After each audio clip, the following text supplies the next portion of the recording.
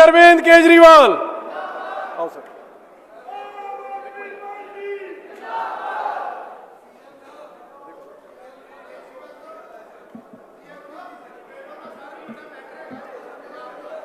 Mic दे दो। Mic mic किसके पास है?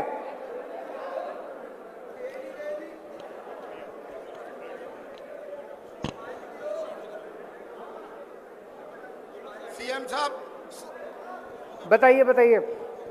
हेलो, सत श्री अकाल सीएम साहब। सत श्री अकाल जी। मैं Gurdev Singh Bhullar godfather cable network 2008 ਚ ਚਾਲੂ ਕੀਤਾ ਸੀ। ਉਦੋਂ ਅਕਾਲੀਆਂ ਦੀ ਸਰਕਾਰ ਆਈ, ਇਹਨਾਂ ਨੇ ਮੇਰੇ ਨੈਟਵਰਕ ਸਾਰਾ ਖੋਹ ਲਿਆ। ਸਾਰੇ ਕੇਬਲ ਦਾ ਇਹਨਾਂ ਨੇ ਮੇਰਾ ਡੈਮੇਜ ਕਰਤਾ। ਮੈਂ ਐਮਐਸਓ ਹੈਗਾ ਆ, ਮੈਂ ਐਮਐਸਓ ਹੈਗਾ। ਸਮਝ ਗਿਆ ਸਰ, ਬੜੀ ਤਕਲੀਫ। ਇਹਨਾਂ ਨੇ ਮੇਰੇ ਤੇ 7 ਪਰਚੇ ਕੀਤੇ। ਅਕਾਲੀ ਸਰਕਾਰ ਸੁਖਬੀਰ ਬਾਦਲ ਨੇ ਕਈ ਵਾਰ ਡਰਾਇਆ ਧਮਕਾਇਆ ਕਿ ਤੇਰਾ ਨੈਟਵਰਕ ਵਿੱਚ ਸਮਾਨ ਚੁੱਕ ਕੇ ਲੈ ਗਏ। ਕਈ ਵਾਰ ਸਰ ਪੰਜਾਬ ਦੇ ਵਿੱਚ 60-70 ਪਰਚੇ ਕੀਤੇ ਲੋਕਾਂ ਦਾ। ਛੋਟੇ ਛੋਟੇ ਆਪਰੇਟਰ ਸੀ ਜਿੰਨੇ ਸਾਰੇ ਇਹਨਾਂ ਨੇ ਖਤਮ ਕਰਤੇ ਪੰਜਾਬ ਦੇ। ਕਿਸੇ ਦਾ ਪਰਚਾ ਕਰਤਾ, ਕਿਸੇ ਦਾ ਸਮਾਨ ਚੁੱਕ ਕੇ ਲੈ ਗਏ।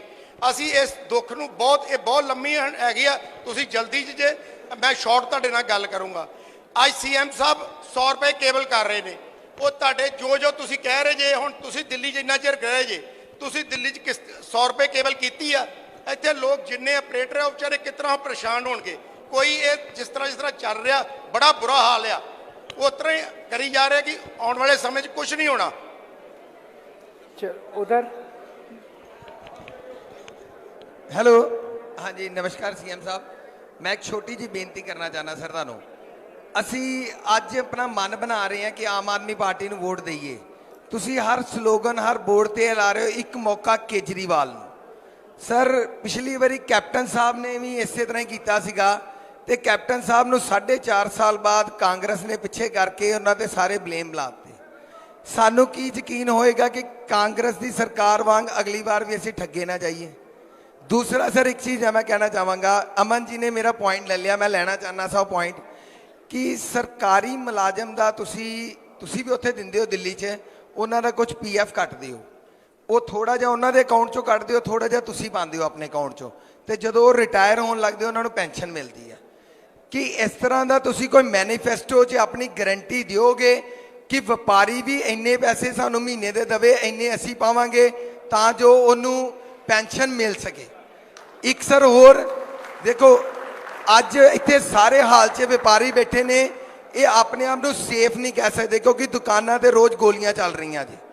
पंजाब सरकार इस चीज़ लिए विफल है कि दुकानदार को सिक्योरिटी नहीं दे सकती। मे बी उसका कारण है कि VIP कल्चर ज़्यादा सिक्योरिटी दे विच।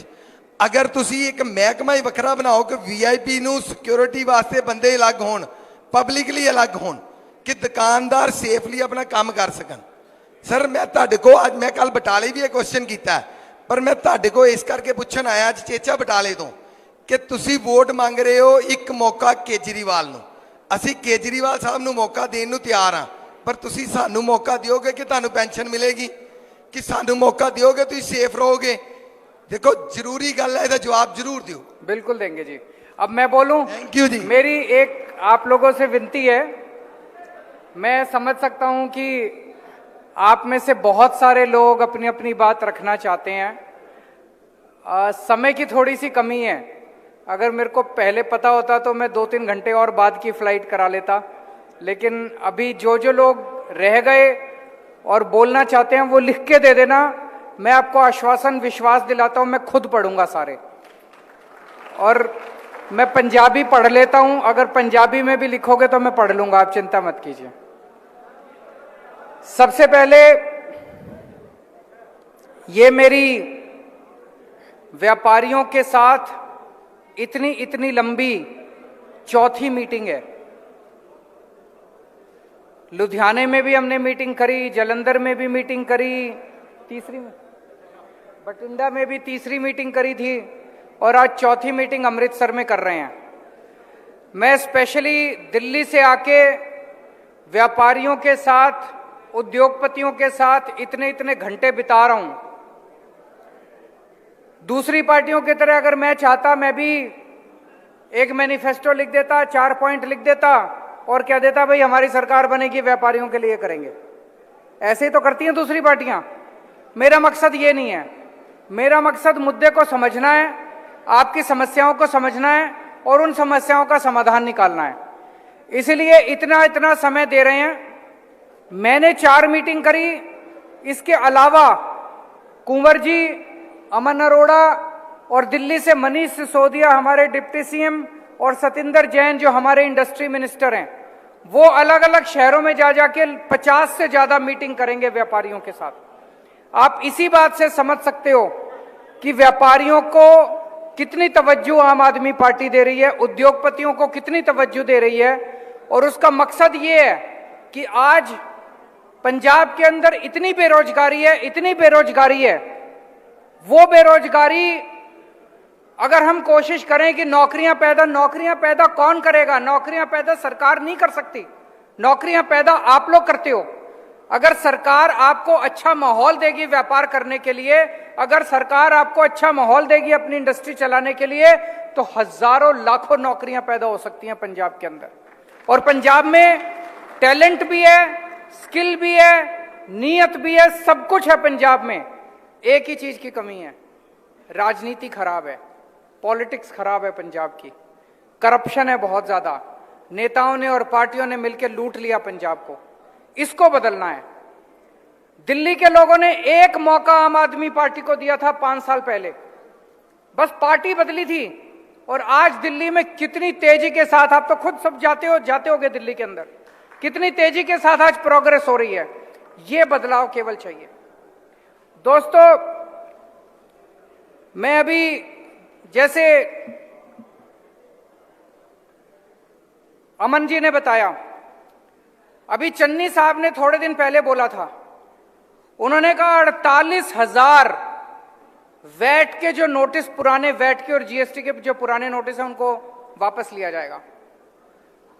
उनको वापस लेना तो दूर, उन्होंने कहा 40,000 तो हो गए, वापस हो गए, बस 8,000 अगले 2-3 महीने में ले लेंगे। वो 48,000 के 48,000 आज भी मौजूद हैं। 12,000 फ्रेश नोटिस उन्होंने जीएसटी के जारी कर दिया। इसका मतलब जितने वादे किए जा रहे हैं, पहले कैप्टन साहब ने जितने वादे करे वो झूठे निकले, अब चन्नी साहब जितने वादे कर रहे हैं वो झूठे निकल रहे हैं। मैं जितनी बार दिल्ली से आके जो वादे करके जाता हूं, अगले दिन 48 घंटे बाद, 2-3 दिन के बाद चन्नी साहब वही वादे कर देते हैं। लुधियाने में मैं गया, मैंने व्यापारियों के साथ मीटिंग करी। मीटिंग में मैंने कहा व्यापारियों को कि मैं आप लोगों से चंदा मांगने नहीं आया। हर चुनाव के पहले पार्टियों को व्यापारियों की क्यों याद आती है?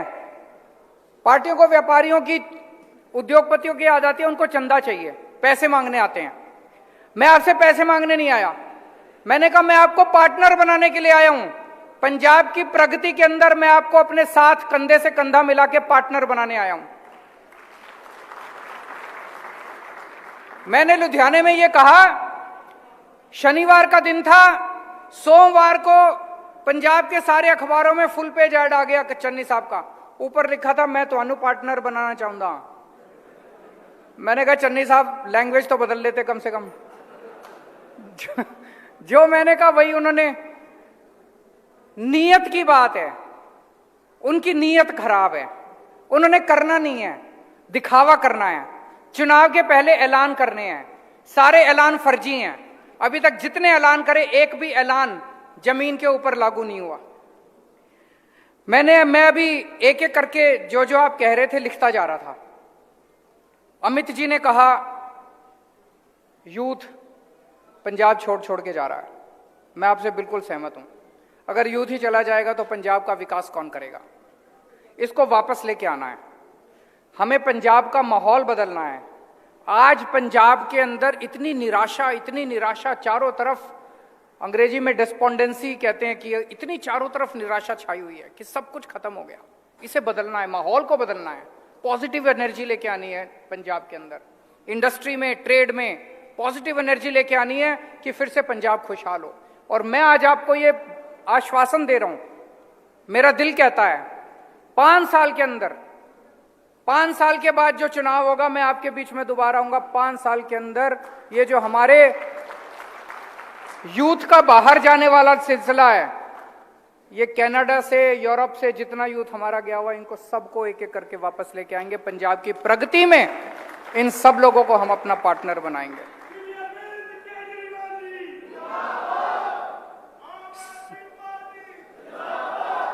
संजीव सहगल जी ने कहा कि जी आप सारी गारंटी दे रहे हो, ट्रेड को आपने गारंटी नहीं दी। ट्रेड को भी गारंटी दी। हमारी दो तरह की गारंटी है। एक गारंटी है जो पूरे पंजाब पे लागू होती है, सबके ऊपर लागू होती है। बिजली सबकी कम होगी, सबकी बिजली फ्री होगी, 24 घंटे बिजली होगी, सबके लिए अस्पताल बनवाएंगे, सारी महिलाओं का। लेकिन कुछ गारंटी ऐसी हैं जो स्पेसिफिक है, जैसे मैंने आज टीचर्स की सुबह गारंटी दी, इसीलिए इसी तरह से मैंने व्यापारियों की भी गारंटी दी थी, लुधियाने में भी, जालंधर में भी। आज मैं फिर से आपको जो व्यापारियों के प्रति मेरी गारंटी है, मेरा वचन है, वो मैं अभी आपको थोड़ी देर में बताऊंगा। सेखो साहब ने फोकल पॉइंट्स का मुद्दा उठाया, बिल्कुल सही है, वो हमारी गारंटी में भी है कि फोकल पॉइंट्स के अंदर पूरा इंफ्रास्ट्रक्चर का कबाड़ा हुआ पड़ा है, ना सड़कें हैं, ना सीवर है, ना कुछ भी नहीं है। उसको फोकल पॉइंट्स को और ज्यादा बढ़ाने की भी जरूरत है और वहां पे इंफ्रास्ट्रक्चर भी तैयार करने की जरूरत है। उन्होंने और बहुत सारे थीम पार्क्स बनने चाहिए, एग्रो इंडस्ट्री बननी चाहिए, स्कूल एजुकेशन अच्छी होनी चाहिए। वो तो स्कूल तो ठीक करने हमें ही आते हैं जी, और किसी पार्टी को नहीं आते। तो दिल्ली में भी करे थे, यहां भी करके दिखाएंगे। वीरेंद्र जी ने बहुत सारे पॉइंट्स बताए। उन्होंने बताया पेपर इंडस्ट्री चली गई, फैन इंडस्ट्री चली गई, टेक्सटाइल इंडस्ट्री चली गई, शॉल इंडस्ट्री चली गई, ब्लैंकेट बनते थे वो चले गए, इंजीनियरिंग चले गए, फार्मा चली गई, प्रिंटिंग चली गई, होटल इंडस्ट्री का कबाड़ा हो गया। वीरेंद्र जी एक ही चीज कह सकता हूं, निराश मत हो, विश्वास रखो, साथ मिलके चल दें। 5 साल के अंदर सारी इंडस्ट्री को वापस लेके आना है। मैं अकेला नहीं कर सकता, आपके साथ मिलके जरूर कर सकता हूं।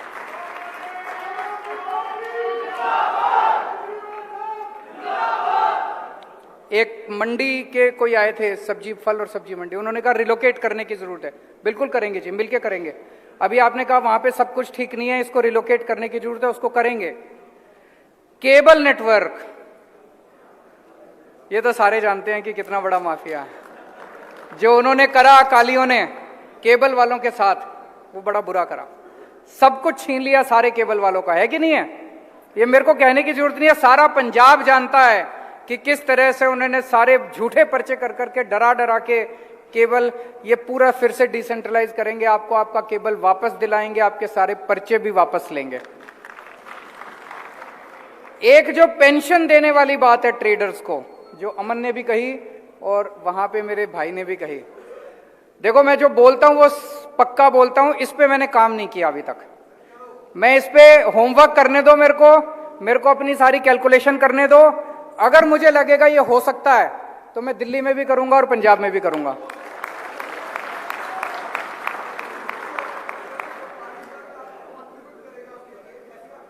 नहीं, मैं सहमत हूं आपसे। इसको थोड़ा सा मैं कैलकुलेशन कर लेता हूं, समझ लेता हूं डिटेल में। अगर मेरी समझ में आ गया और मेरी कैलकुलेशन सही हुई, मैं पंजाब में भी करूंगा, दिल्ली में भी करूंगा।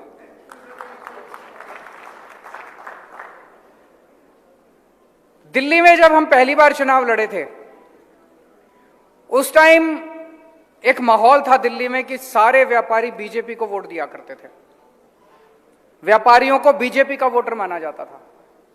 आज 7 साल के बाद, भाई साहब 7 साल के 5 साल के बाद, पिछले चुनाव में दिल्ली के सारे व्यापारियों ने आम आदमी पार्टी को वोट दिया है। सबने अपनी पार्टी बदल ली। 5 साल में हमने दिल्ली के लोगों का दिल जीता है। उनके बच्चों के लिए अच्छे स्कूल बनवाए, उनके बच्चों के परिवार के लिए अच्छे अस्पताल बनवाए। लोगों को लगने लगा कि जो पैसा हम सरकार को दे रहे हैं वो पैसा हमारे ऊपर खर्च हो रहा है। अब सब लोगों की शिकायत है, इतना टैक्स देते हैं, हमें क्या मिलता है इतना। बिल्कुल सही बोल रहे हो। हर व्यापारी, हर इंडस्ट्रियलिस्ट ठगा महसूस करता है। वो देखता है कि मैं इतना टैक्स दे रहा हूं और ये सब चोरी कर लेते हैं, ये सब चोरी कर लेते हैं, मैं तो लुट गया, मेरे को क्या मिला। हाँ, हर आदमी ये महसूस करता है। दिल्ली के अंदर भाई साहब, जब हमारी सरकार बनी पहले साल में 2015 में हमारा 24,000 करोड़ का टैक्स था। आज दिल्ली के अंदर 70,000 करोड़ का टैक्स है हमारा। 70,000 करोड़, 3 गुना कर दिया टैक्स। 3 गुना टैक्स कर दिया। अमन अरोड़ा भी बता रहे थे कि पंजाब में तो कम हो गया, दिल्ली के अंदर टैक्स 3 गुना। कैसे किया? हमने रेड मारनी बंद कर दी, इंस्पेक्टर को अपने दफ्तर में बिठा दिया, इंस्पेक्टर राज बंद कर दिया। व्यापारियों ने खुद ब खुद टैक्स देना चालू कर दिया। क्यों? क्योंकि व्यापारियों को लगने लगा यार ये सरकार को जो टैक्स दे रहे हैं उससे हमारा ही। व्यापारी क्या करता है? 24 घंटे मेहनत करता है। 24 घंटे मेहनत करने के बाद एक तो वो अपने परिवार को पालता है, दूसरा वो धर्म का काम करता है। हर व्यापारी धर्म का काम करता है। कोई किसी धर्मशाला में देता है, कोई मंदिर में देता है, कोई गुरुद्वारे में देता है, धर्म का काम करता है। और तीसरा सरकार को देता है।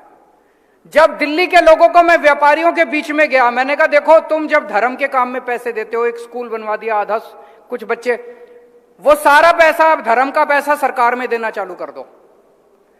जितना काम तुम धर्म के अपने पैसे से करते हो उससे 10 गुना काम में सरकार में पैसा दोगे, मैं करा दूंगा। दिल्ली के लोगों ने खुद ब खुद टैक्स देना चालू कर दिया। ये कमाल है, ये छोटी चीज नहीं है, बहुत बड़ी बात है कि लोगों ने खुद ब खुद 24,000 करोड़ से 70,000 करोड़ टैक्स हो गया। तो लोगों ने हमें वोट भी देने चालू कर दिए और लोगों ने टैक्स भी देना चालू कर दिया। बड़ी बात है। तो आज मैं आपके लिए ये 7 गारंटी दे रहा हूं। अगर कोई कुछ रह जाए तो मैं बाद में आपसे मिलके समझ लूंगा। एक तो ये, हमारी सरकार बनने के बाद देखो जी, हमें व्यापार करना नहीं आता, हमें इंडस्ट्री भी नहीं चलानी आती। और अभी तो मैंने 10-15 लोगों की बात सुनी है। अगर सबकी बात सुनने लग जाएं तो हर नई प्रॉब्लम है। तो हम एक सरकार में एक कमीशन बनाएंगे। उस कमीशन को चलाने वाले और निर्णय लेने वाले सारे व्यापारी और इंडस्ट्रियलिस्ट होंगे। उसमें कोई अफसर नहीं होगा, उसमें कोई नेता नहीं होगा। निर्णय सारे आप लोगे, डिसीजन सारे आप लोगे। आपकी ट्रेड बॉडी है, आपकी इंडस्ट्री एसोसिएशन है, उसके नुमाइंदे, हर इंडस्ट्री के नुमाइंदे उसमें रखेंगे। जो निर्णय आप लोगे वो एडवाइस नहीं माना जाएगा, वो ऑर्डर माना जाएगा। सरकार वो निर्णय सारे लागू करेगी। मंजूर है? होना चाहिए। इससे सारी समस्याएं सॉल्व हो जाएंगी। एक आध समस्या नहीं, फिर जितनी आपकी समस्याएं उस कमीशन में ले आओ, कमीशन में आप निर्णय लो, उस कमीशन का सेक्रेटरी जो है वो उसको लागू करेगा। ठीक है? दूसरी चीज, रेड राज बंद होगा। जो अभी इतने सारे व्यापारियों ने कहा जी डर खत्म होना चाहिए, डर को खत्म करेंगे। व्यापारी निडर होके खुशी के साथ अपना व्यापार करेगा। रेड राज बंद होगा, हफ्ता सिस्टम बंद होगा, गुंडा टैक्स बंद होगा, इंस्पेक्टर राज बंद होगा। ये जितने इन्होंने धंधे बना रखे हैं, सिस्टम बना रखे हैं, दिल्ली में करके दिखाया है, अब पंजाब के अंदर भी ये सिस्टम लागू करके दिखाएंगे। वैट के कई हजार करोड़ के रिफंड पेंडिंग पड़े हुए हैं। सरकार बनने के 6 महीने के अंदर आपके सारे रिफंड हम वापस कर देंगे, आपके सारे वैट के रिफंड दे देंगे। बिजली की पावर कट लगती है, दिल्ली में भी बहुत लगा करती थी। जिस साल 2015 में हमारी सरकार बनी, 2014 की गर्मियों में 8-8 घंटे के पावर कट लगते थे दिल्ली में। मेरे को 2.5-3 साल लगे, एक एक गली में खड़े होके मैंने केबल बदलवाई, ट्रांसफार्मर बदलवाए। आज दिल्ली में 24 घंटे बिजली आती है, कोई पावर कट नहीं लगता। पंजाब में भी बिजली की कमी नहीं है, मैंने सारा स्टडी कर लिया, बिजली की कमी नहीं है। पंजाब के अंदर भी इंफ्रास्ट्रक्चर खराब है, इसको ठीक करेंगे। तो मैं ये नहीं कह रहा सरकार आज बनेगी और कल से 24 घंटे बिजली बन जाएगी। 2.5-3 साल लगेंगे सरकार बनने के, लेकिन 24 घंटे बिजली आपको जरूर दे देंगे अगले 5 साल के टेन्योर के अंदर। अभी दिल्ली में हमने एक नया सिस्टम चालू किया है, दिल्ली बाजार। दिल्ली में जितनी दुकानें हैं, चाहे छोटी दुकान हो, खोमचे वाले की दुकान हो, सब कुछ हम एक पोर्टल के ऊपर, वेबसाइट के ऊपर लेके आ रहे हैं। आपका माल पूरी दुनिया देखेगी। दिल्ली के लाजपत नगर में, करोल बाग में, चांदनी चौक में कोई छोटी सी दुकान है, वो भी पोर्टल के ऊपर होगी। तो आपका माल लोकल कॉलोनी वाला भी खरीद सकता है ऑनलाइन, अमेरिका में बैठा हुआ आदमी भी खरीद सकता है, लंदन में बैठा हुआ आदमी भी खरीद सकता है। मान लो आपको कोई माल है, छोटा सा पीस है, वो लंदन वाले को पसंद आ गया, वो आपको से कहता है 1000 पीस मेरे भेज दो। आपकी तो कैपेसिटी नहीं थी लंदन तक अपना माल पहुंचाने की, लेकिन अब इस पोर्टल के जरिए आप अपना माल पूरी दुनिया में बेच सकते हो। तो ये दिल्ली बाजार जैसा बना रहे हैं, पंजाब बाजार भी पंजाब बाजार का एक पोर्टल बनाएंगे। पंजाब का हर व्यापारी और हर इंडस्ट्रियलिस्ट अपना माल पूरी दुनिया के अंदर दिखा सकेगा। छठा पॉइंट, लॉ एंड ऑर्डर। व्यापारियों के लिए अलग से हम सिक्योरिटी का इंतजाम करेंगे। बिना सिक्योरिटी के कोई व्यापारी काम नहीं कर सकता, बिना सिक्योरिटी के कोई इंडस्ट्री काम नहीं कर सकती। ट्रेड और इंडस्ट्री के लिए सबसे अहमियत जरूरत है शांति व्यवस्था की, तो व्यापारियों के लिए अलग से हम सिक्योरिटी की व्यवस्था करेंगे। और सातवां और आखिरी पॉइंट है फोकल पॉइंट्स का। फोकल पॉइंट्स और बढ़ाए जाएंगे और जो एग्जिस्टिंग फोकल पॉइंट्स हैं उनमें इंफ्रास्ट्रक्चर का, सड़क, पानी, सीवर वगैरह की व्यवस्था की जाएगी। मैं बस ये कहना चाहता हूं, मेरी समझ में ये चुनाव नहीं है, ये चुनाव एक क्रांति है। ये चुनाव पंजाब बदल सकता है, ये चुनाव पंजाब की दिशा बदल सकता है। मेरी आप सब लोगों से, पंजाब के सब लोगों से, सारे व्यापारियों से, सारे किसानों से, मजदूरों से, उद्योगपतियों, सबसे, टीचरों से, सबसे गुजारिश है, सारे इस क्रांति में शामिल हो जाओ। मैं ये नहीं कह रहा आम आदमी पार्टी में शामिल हो जाओ, सारे जने इस क्रांति में शामिल हो जाओ। एक बार सारे जने मिलके झाड़ू पे वोट दे दो और अगले 5 साल के अंदर अगर मैं काम ना करूं तो अगली बार वोट मत देना।